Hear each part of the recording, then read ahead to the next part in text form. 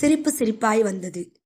வியர்வை வாசனையோடு இறுக்கி கழுத்தை கட்டிக்கொண்டு 20 வயது பெண் கேட்டது. ஏமா இந்த அப்பாவை கல்யாணம் பண்ணிக்கிட்ட? பெண் ஒன்றும் லேசுப்பட்டது இல்ல. இதற்கு அப்பா என்றால் வெள்ளம்தான். இவளை ஆழம் பார்க்கத்தான் கேட்கிறது. பண்ணிக்கவும் எதுவும் காரணம் இல்லை, வேணான்னு சொல்லவும் காரணம் இல்லை. அப்போது தானாக வாழ்க்கை துணையை தேர்ந்தெடுக்க திறமையும் இல்லை, வாய்ப்பும் இல்லை. வாய்த்த மாதிரிக்கு அனுசரித்து போக வழி இருந்தது. எல்லாவற்றையும் விட அனுசரணை அது இது என்றெல்லாம் யோசனை பண்ணவோ வேறு முறையில் பரீட்சார்த்தம் பார்க்கவோ நேரமில்லை என்பதுதான் நிஜம். நாள் முழுக்க வேலை இருந்தது. ஒரு நாள் மாவிளக்கு, ஒரு நாள் 1008 கொழுக்கட்டை, ஒரு வாரம் கிராமவாசம், ஒரு சீசன் நாத்தனாரை பெண் பார்க்கும் படலம், இன்னொரு சீசன் மூத்த நாத்தனார் டெலிவரி. சப்பாத்தி வகையறாவில் மாமனாரையும் தெளிவான மெல்லிய சாய்வு தையலில் நாத்தனாரையும் அசத்துகிற ஆர்வம் இருந்தது. தெரிந்ததையெல்லாம் எடுத்து காட்டுகிற அவசரம் எப்போதும் இருந்தது. இவை எல்லாவற்றுக்கும் இடையில் கணவன் என்ற புதிய மனிதனும் அறிமுகமானான். ஒவ்வொரு சமயமும் ஒவ்வொரு முகம் காட்டினான். இன்னும் 22 வருடங்கள் ஆன பின்னும் கணவன் இன்று என்ன செய்வான், இன்று எப்படி நடந்து கொள்வான் என்று சொல்ல வரவில்லை. ஒரு கால் தேர்ந்தெடுக்க வாய்ப்பு கிடைத்திருந்தால் இந்த கணவனை இவள் மறுத்திருக்கக்கூடும். பெருத்த குரலும் அலட்டலும் பிடிக்காமல் போயிருக்கக்கூடும். தன் பெண்ணுக்கு நிச்சயமாய் இப்படி திருமணம் செய்து வைக்க மாட்டாள். இவளுடைய பெண் தன் இஷ்டப்படி தேர்ந்தெடுப்பாள். பழகி பார்த்து மனதுக்கு பிடித்தால் மட்டுமே ஏற்பாள்.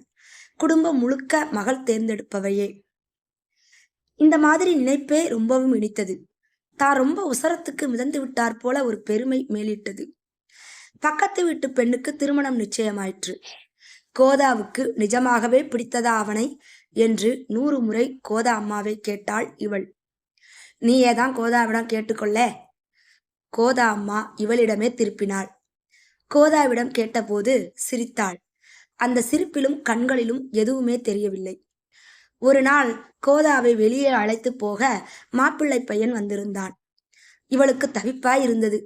எல்லோரும் பார்க்க நடத்தி பஸ் ஸ்டாண்டு வரை அழைத்து போவானோ? முதலில் வரும் ஆட்டோவை பிடித்து ஊருக்கு வெளியே அழைத்து போவானோ? ரோட் கிராஸ் செய்யும் போது இயல்பாய் கையை பற்றுவானே? கோதா என்ன செய்வாள்? மறுநாள் கோதா வந்தாள் இவள் வீட்டுக்கு. யாரோ தோழிக்கு போன் செய்ய. கிசுகிசுப்பும் பெருமையுமாய் சந்தோஷ உரையாடல் இருக்கும் என்று எதிர்பார்த்து தன்னிச்சையாய் இவள் ஒட்டு கேட்டாள். அப்படியெல்லாம் எதுவுமே இல்லை. ரொம்பவும் திறந்த அத்தியாவசியமான உரையாடல் அது. இப்போதைய பெண்கள் இன்டலெக்ட் போர்வையில் சின்ன சின்ன தென்றல்களை பூஞ்சிலிர்ப்புகளை இழந்து விட்டனரோ என்று தோன்றியது. ஏதோ பேச்சில் மாப்பிள்ளை பையனை பூஞ்சை என்று ஆங்கிலத்தில் குறிப்பிட்டார் போல இருந்தது. அது எந்த வகை பூஞ்சைத்தனம் என்று தெரியவில்லை. மற்றபடி எதுவும் விசேஷமில்லை என்று தோளை குலுக்கிக் கொண்டு புறப்பட்டாள் கோதா. 4 நாள் கழித்து கோதா அம்மா வாசல் பக்கம் வந்தாள். புடவை மற்ற ஜவுளி எல்லாம் வாங்கியாச்சா என்று விசாரித்தாள் இவள். கோதா அம்மா நிறுத்தி நிதானமாய் சொன்னாள். கோதாவுக்கு அந்த பையனை பிடிக்கலையாம். இப்ப என்ன செய்ய போறீங்க? வேற என்ன, கல்யாணத்தை நிறுத்த வேண்டியதுதான். ஏன் பிடிக்கலையா? எத்தனையோ விஷயங்கள் பிடிக்கலையா. சேரில் உட்கார்ந்த வாக்கில் தொம் தொம் என்று ஆடுகிறதாம் அந்த பிள்ளை. ஹோட்டலில் சர்வரை இஷ் என்று கூப்பிட்டதாம். பெர்முடா ட்ரையாங்கிள் பற்றி தெரியாதாம். ஏர் இந்தியாவில் வேலை செய்யும் பையன் இவளை கூட வைத்துக்கொண்டு விஷ்ணு பவனில் லாட்ரி ரிசல்ட் பார்த்துவிட்டு லாட்ரி டிக்கெட்டும் வாங்கி வருமோ? சுய முன்னேற்றத்தில் துளியும் நம்பிக்கை இல்லை இந்த ஆளுக்கு என்கிறாள் கோதா. இந்த மாதிரி காரணங்களுக்காக யாராவது கல்யாணத்தை நிறுத்துவாங்களா? அது என்னவோ கோதாவின் அப்பா சொல்லிவிட்டார். இதெல்லாம் மேலோட்டமாய் தோன்றியவை. ஆழமாய் பளிச்சென்று ஒரு காரணம் இருக்கும். அது இன்னதென்று குறிப்பிட்டு சொல்ல வராமல் இருக்கலாம்.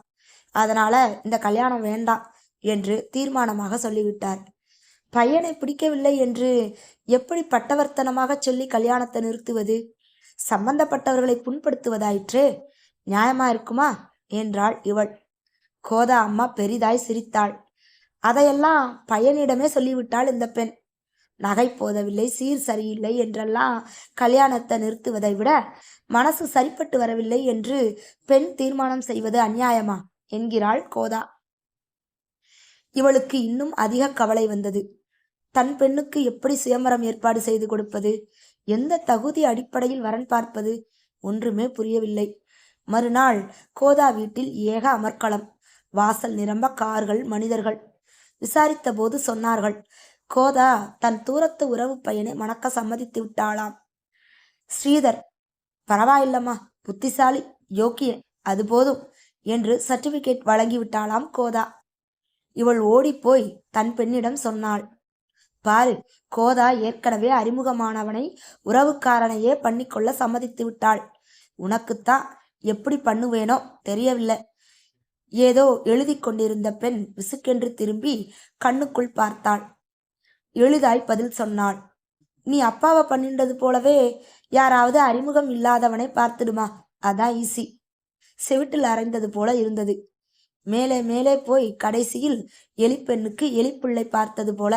இது என்ன பத்தாம்பசலித்தனமான முடிவு? பதில் சொன்ன பெண் எழுந்து போய்விட்டிருந்தாள்.